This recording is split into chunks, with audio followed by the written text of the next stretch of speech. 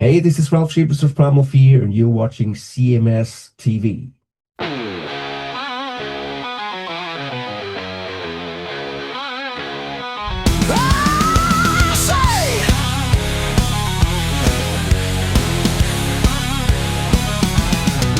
Oh, say, can you see by the dawn's early light what so proudly we held at the twilight's last gleaming, whose broad stripes and bright stars through the perilous fight, oh, the ramparts we watched were so gallantly streaming.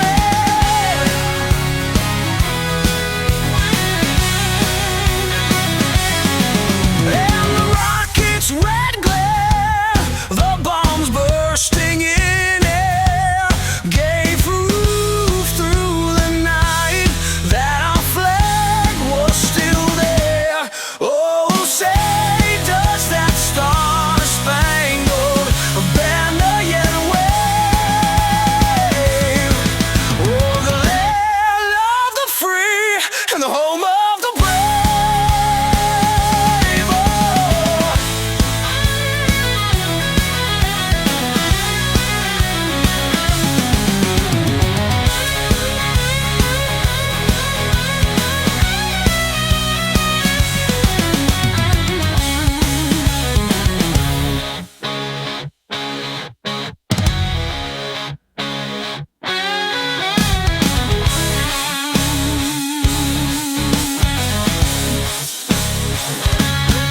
Oh, say, does that star-spangled banner yet wave?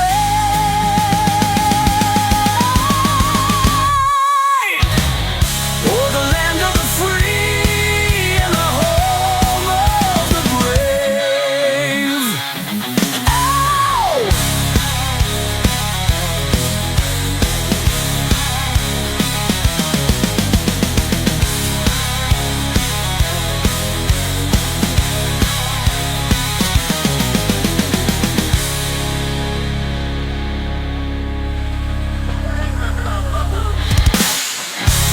I'm going to change directions real quick because it's going to freak you out.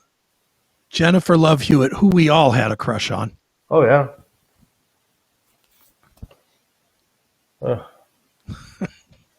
I think the movie's called I Know What She Ate Last Summer. Everything. She was always very hot.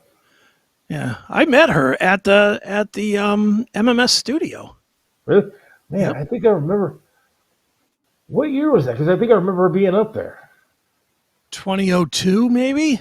Had to be there. She was there on a Sunday. It was a Sunday night because we were doing the metal show. And she had her album called Bare Naked out there, which is a great record if you like pop. Yeah. And I was a big fan of it. And I'm in there, I'm wearing a Slayer t-shirt or whatever because I'm there for the metal show, right? And I'm in the hallway, like between Matt's office and the studio there. Yeah. And she comes walking up, and I was like, she's little too. I don't know if you ever met her in person or whatever. She's like 5'4", maybe. She's not tall. Yeah. And she comes walking up, and I'm just like, holy heck, that's Jennifer Love Hewitt. So I go walking right up to her, and I'm like, oh, hey, how you doing? I shake her hand or whatever, and I'm a big fan of your album. And she takes one look at me with the Slayer t-shirt on, and she goes, no, you're not. And I was like, no, I am. And she's like, tell me 3 songs. And I named off 3 tunes, and I started singing one of the tunes. And she's like, oh my God, you really do know my album, don't you? And I was like, yeah. And I took a photo. I did take a picture with her. I'll have to look around here, see if my wife didn't destroy it. That's cool, though. Super sweet lady. I mean, she was very nice. And my goodness, did she look good in 2002. Yeah. Oh, boy. I can't. Because, see, I vaguely remember her being there. I remember vaguely because I did overnights. Mm-hmm.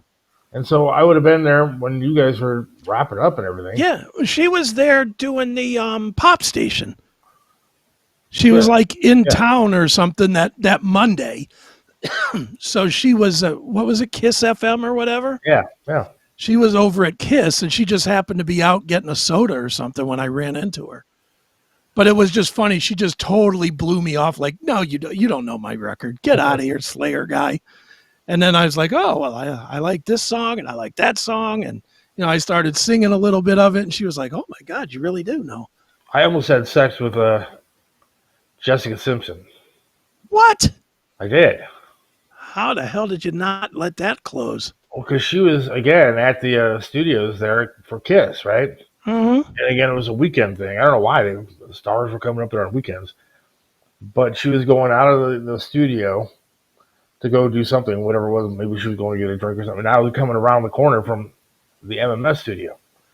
And I drilled her, dude. Like I ran right into her. She was wearing sweatpants. And again, little girl. Mm-hmm. And she was wearing sweatpants and a T-shirt. And literally, I fell right on top of her. Nice. And I didn't know who the hell she was. I just saw some hot blonde there, and I almost killed her, dude. Like, I literally fell on top of her, almost like squashed. And I was like, oh, I'm so sorry. I was like, and then the guy from Kiss came over and was like, dude, Jessica Simpson. I was like, I almost killed or had sex with Jessica Simpson. And you'll stick with the have sex with. It's a better story. Like, I ran into her and she saw me and she actually tripped me down on top of her. And we were making out before the Kiss guy came out and told me that I almost killed Jessica Simpson. Yeah, Jessica Simpson saw me in the hall and she just laid down for me. Yeah. And we were going at it before the Kiss guy came out. That's right. But the real story is I almost killed Jessica Simpson. It's weird how you meet like when you're in the business. Like I have 1,000 friends, and I'm sure you do too, that they would kill to meet anybody. Oh, yeah. They would kill to meet the guitar player from Jeff Tate's side band or something. Right. They'd be thrilled to do it. And when you're in the mix, you meet a lot of famous people just randomly. I always tell the story. One of the craziest ones that I met was Mike Tyson. I met Mike Tyson at a New Edition show. Right. Over there at Gund Arena. And I was talking to somebody as they were walking away, and I turned around and was walking backwards. And I walked backwards right into Mike Tyson and knocked him down. And he went down to the floor. And then his whole posse started pushing me around. And then he was like, no, it's fine. But he was totally cool about it. But it was like, what are the odds? Right. What are the odds that you're going to run into Mike Tyson anywhere? I keep looking at my phone because Cody said he sent the list to us, the Epstein list they got on the dark web. And for some reason, my this new email is giving me a hassle. So if you're sending emails, I will eventually find them. I just have to work on it after the show. There's probably somebody waiting at your front door in a black suit with a white shirt. Right. But yeah, you're right. I mean, when we do what we did, you run into people all the time, man. All the time. And it's cool. I mean, it was fun. It was a lot of fun to do that kind of stuff. I mean, I remember when Slash all of a sudden just showed up at the studios at MMS. And, there was numerous people that I ran into they were just happened to be there. Yeah. Well, and then there were people that were just they'd be walking around Tower City because they were in town for a concert. And the MMS studio is right by the Ritz. Mm-hmm. And so they'd be walking around, and I'd walk down to get something to eat, and there was all of a sudden there's rock stars and NBA stars and whatever. They were just there. It was cool. It was fun. Dude, I had that happen with Kerry King from Slayer. Right. I used to show up at the Hard Rock, me and my friend Pat, like an hour and a half before the show, and we would drink as much as we could. In that hour and a half, I would go up to do the show just completely looped. Right. Drove Matt crazy. I mean, as you can imagine, Matt, who's so timid and whatever. Oh, yeah. And I show up just blasted. And he's afraid that I'm going to swear on the air and everything else. But one time I was down there, me and my friend Pat, and I saw my friend Josh McTerrian, the cop that got killed. Yep. But he was hanging out with his wife and Kerry King, and Kerry King had a girlfriend in Cleveland. So walked up to him, and I was just like, hey, what's up? And Josh introduced me and whatever, and I guess they were friends. And we were just like, hey, I'm doing a metal show literally in this building, in a half hour. Do you want to come up and do the show with us? And he was like, yeah, sure. And he's like, but why don't you walk out to my car with me? I've got a brand new Slayer tune that nobody's ever heard. Nice. And we were like, okay, yeah. So we walked out to his car. He pulls a CD. We go up to the show. He gives the CD to Matt. Matt doesn't know what to think. I just walk in with Kerry King from Slayer. Matt doesn't have any clue. And so we get on the air, and Matt starts with a little rap, and then Kerry King is like, I'm not Kerry King from Slayer. What are you talking about? He was trying to play it off. Yeah. And then finally he goes, well, I could just play this off and make you guys look stupid, except you've got that CD already. So I guess I can't fool that. And with that, we played, the song was Bloodline, the first tune from God Hates Us All.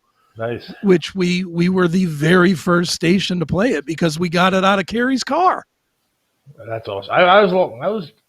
I played a lot of songs that were like first in the town because I was able to, I was doing overnights. Right. And so back in the day, dude, like I'm not lying, there'd be record guys showing up at midnight.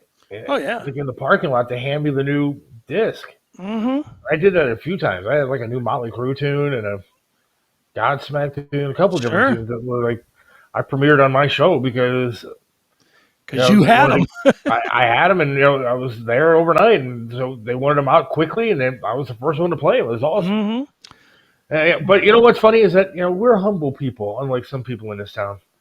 I don't play second fiddle to anybody in this town, but you heard the story, right? You told me the story. We're humble about our experiences, though. I mean, I like telling them because I think it's fun. But there are some people in this town, because we only got a few minutes left here.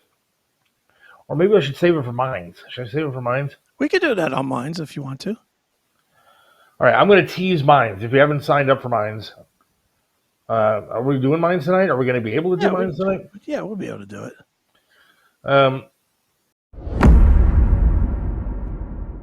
Welcome to the ultimate experience for hard rock and heavy metal fans. Introducing the CMS Locals VIP app, your #1 destination for all things on the CMS network. Dive into the classic metal show, Chris Akin Presents, Seth Williams Show, and more, all in one place. It's free to get started or elevate your experience with a subscription for just $4.99 a month. Go commercial free, get advanced releases, and enjoy exclusive bonus episodes. Plus, it's the prime spot to chat with like-minded fans who love raw, uncensored commentary. Are you ready to rock? Download from your iOS or Android store, search for the CMS network, and join the community now. It's free, it's easy, and it's the best way to keep our shows with you every single day. Install the Locals.com app today and follow the CMS network. There are certain radio people in this town that think that they're better than anybody else. And actually said that they don't play second fiddle to anybody in this town. I hate to tell this person, but he's still playing second fiddle to the guy that died in this town. But whatever. We will get into that in Mines after the show. If you haven't signed up for Mines, mines.com/Seth Williams Show. It's an entertaining story, and I think you'll like hearing it. I don't know if I really want to tell it on this show just because. No, well, we got all the implications because this is going to HK as well. So.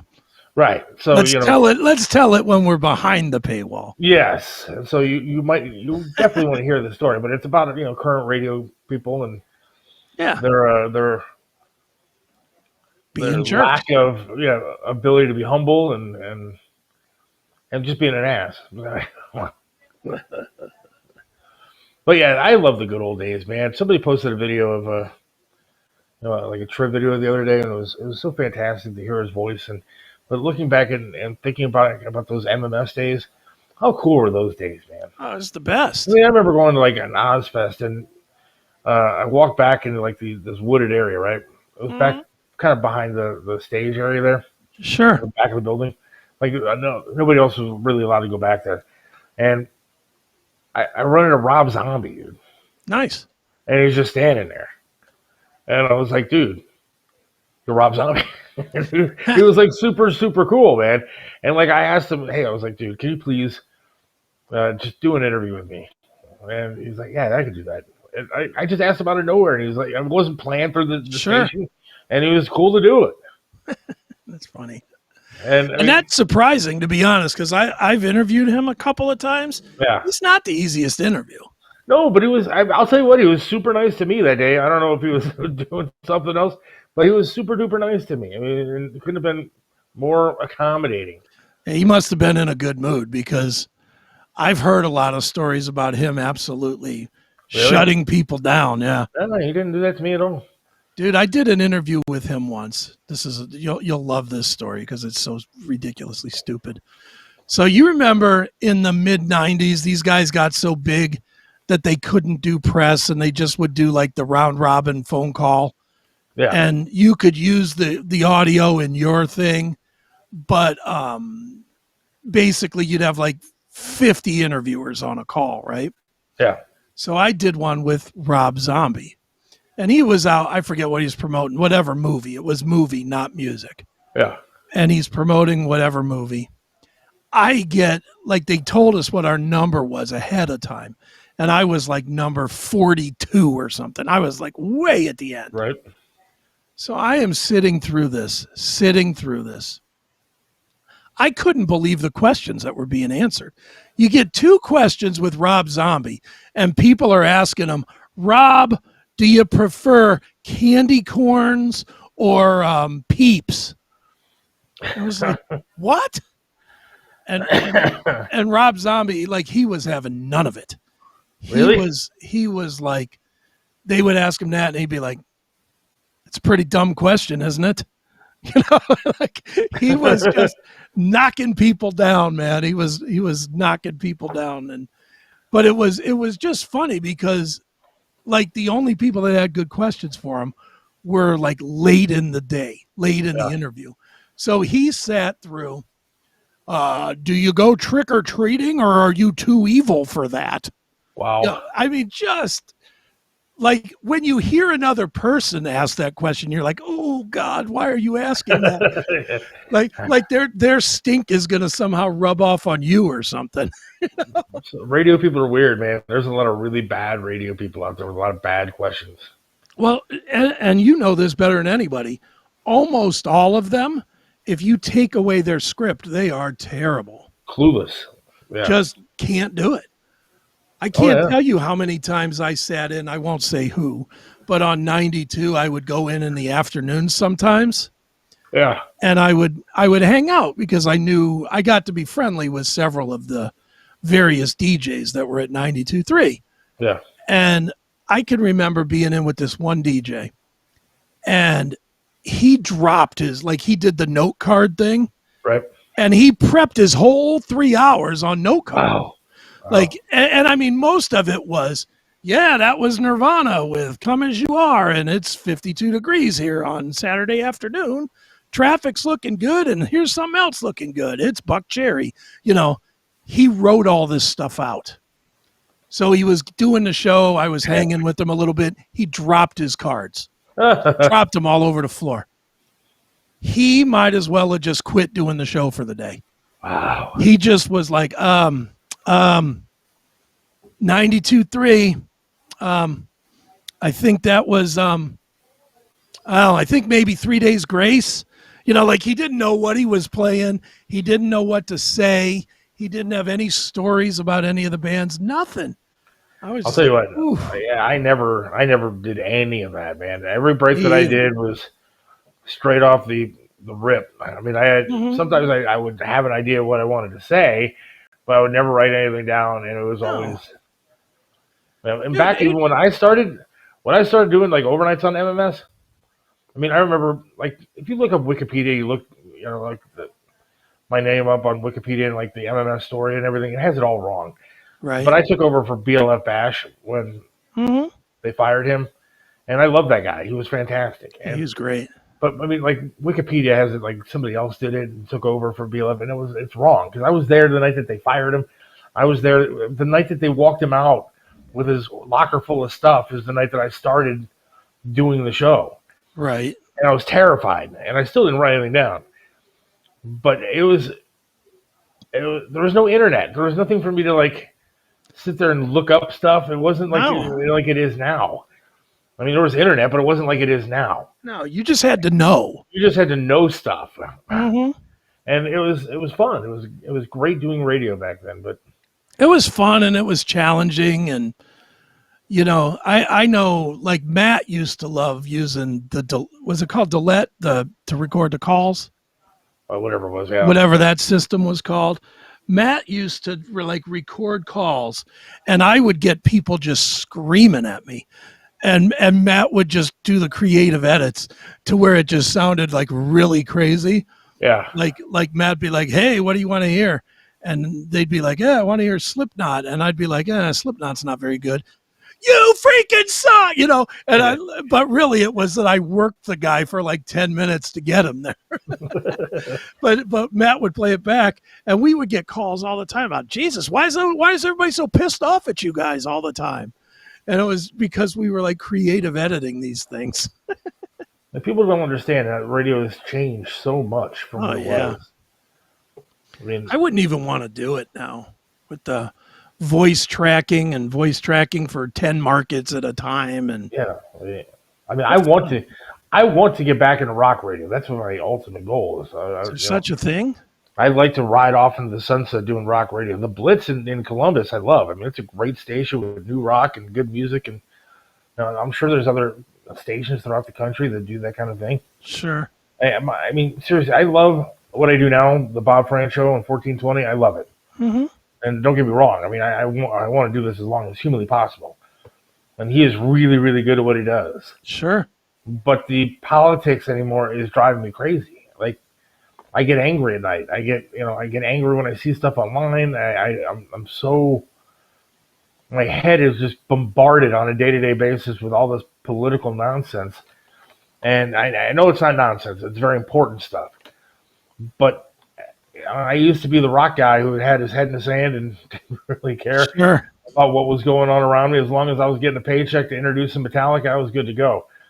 And I'd like to go back to that for a while, give myself a little bit of stress relief, and enjoy it. It's funny. And the thing is that look, I had a lot of fans back then on MMS. I mean, they did. I mean, I'm not bragging or anything. But they did perceptual studies at one point where I was like the most popular jock that they had on that station. But whatever. I never took myself that serious. I never took myself to be like, oh my God, nobody's better than me. I mean, like some people in this town do currently. Sure. And some people do even south from here do currently. And some people did on MMS for years. They took themselves so serious and thought that their stuff don't stink. And it makes me mad because they seem to succeed when it's people that are a little bit humble and appreciate the people that enjoy them and appreciate the fans and appreciate the business. And I appreciate radio for what it is. I love radio. I love listening to radio. And I appreciate the art of doing radio, whether it's a DJ just introducing music and concerts or political talk. And some of these people take it for granted and just think that they're the best thing since whatever. Right. And it's really, really annoying. Yeah. And you'll hear more about that on Minds in just a few. Yep. I think we're done. All right. Yeah, we're done. I'm going to try to figure out this email situation after the show today, and I will respond on Monday. Thanks, everybody, being patient throughout our trial and error here. And God willing, we will talk to you again on Monday. We'll see you on Minds in just a few, though. Right. Have a great one. Hang tight. See you.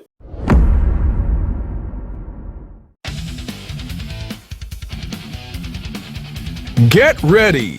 The Seth Williams Show is going live Friday, September 12th at 4 p.m.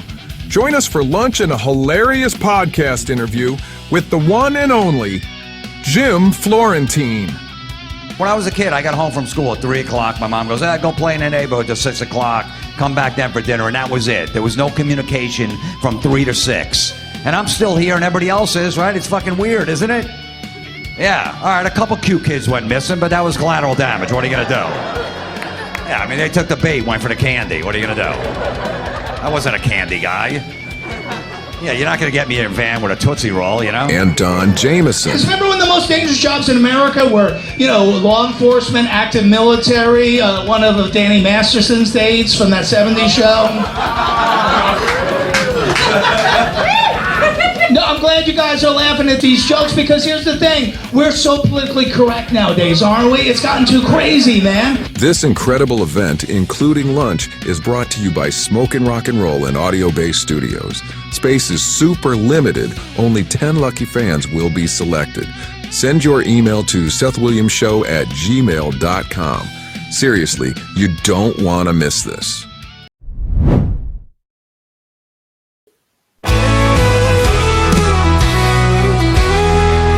Seth Williams loves this land, stands tall and proud. Believes in freedom, speaks his mind out loud. Mentored by Trip, he learned to be tough. Life knocked him down, but he got back up.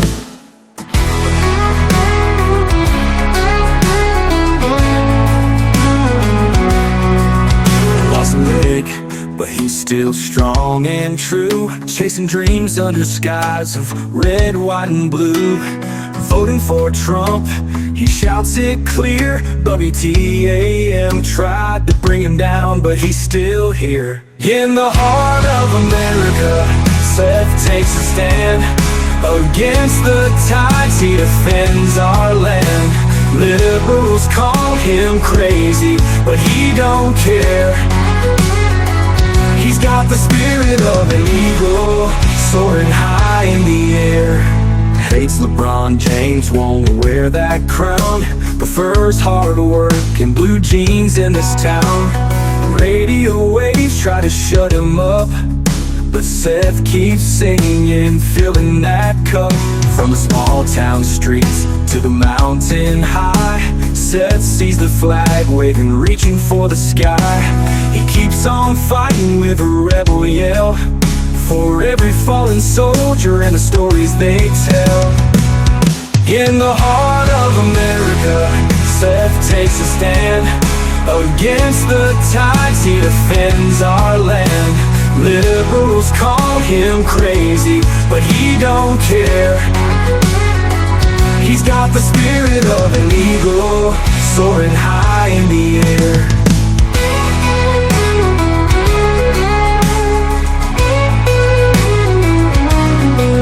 On the small town streets to the mountain high, Seth sees the flag waving, reaching for the sky. He keeps on fighting with a rebel yell, for every fallen soldier and the stories they tell. In the heart of America, Seth takes a stand.